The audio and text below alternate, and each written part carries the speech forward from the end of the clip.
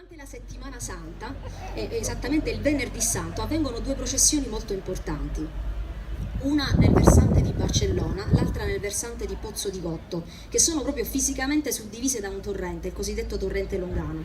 E avvengono queste due processioni con le varie stazioni della Via Crucis, e dietro ogni vara ci sono i cosiddetti visillanti, questi cantori che appunto cantano, anzi lamentano la morte di Gesù.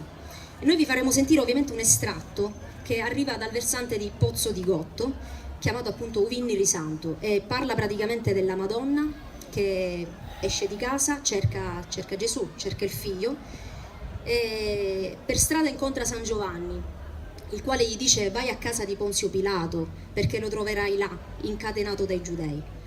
Allora la madre va, bussa alla porta, ma Gesù è impossibilitato ad aprire perché appunto incatenato. Veneri di marzo glorioso,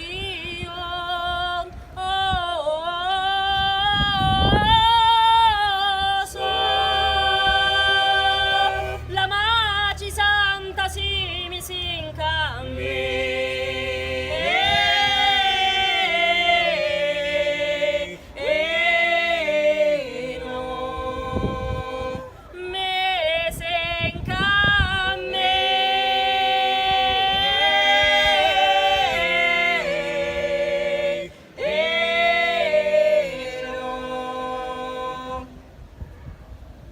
Misciada ci incontrò San Giovanni,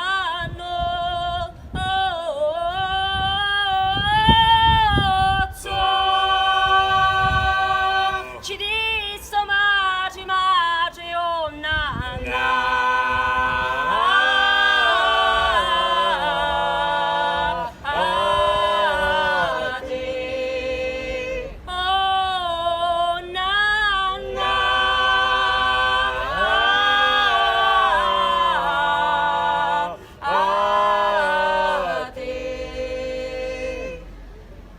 Vaiu cercando lume caro figlio,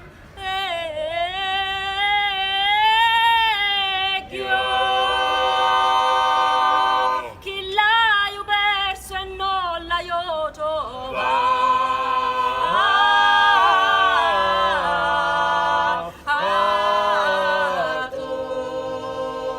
l'hai